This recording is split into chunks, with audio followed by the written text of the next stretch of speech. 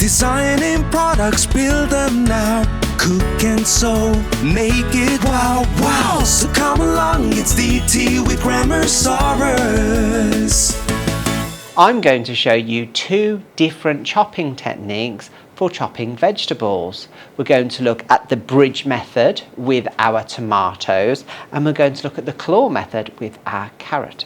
So let's focus on the bridge method with our tomato first. So now our tomatoes are ready, we're going to chop them using the bridge method. So we're going to place the tomato here, and if you look, my hand is going to form what looks like a bridge with a space between here. That's where the tomato is going to go. And we're going to use our thumb and our index finger here to hold the tomato, and then the knife we're going to put between, and we're going to slice back and forwards until the tomato is cut in half. We'll repeat that. So the bridge, back and forward,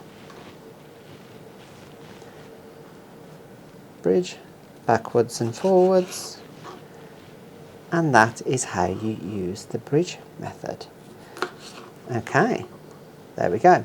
Okay, so now our tomatoes are done, we're going to move on to our carrot, and when we chop the carrot, we're going to use something called the claw method. The bridge method is better for round things like tomatoes, apples and things like that, whereas longer pieces of food like cucumber, carrot, spring onions, etc., it's better to use what's called the claw method, and this is where your hand kind of looks like a claw and you place it on here.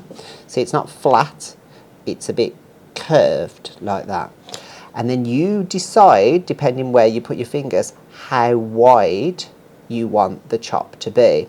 So because my carrot still has the top on, I want to get rid of that first, so let's do that. And then you're going to saw. It's a saw in action like that, perfect. And then depending on how deep or wide you want it, you do that. And then move your fingers back as you go.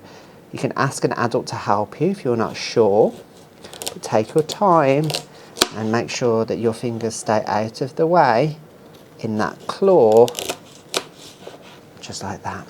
And there you have chopped your carrot in two pieces. And there we have it, the bridge and the claw method for chopping food. Now, practice makes perfect with this, so take your time, take it slowly, and only do this if you have an adult with you. And finally, remember to always wash your hands before handling food. Designing products, build them now.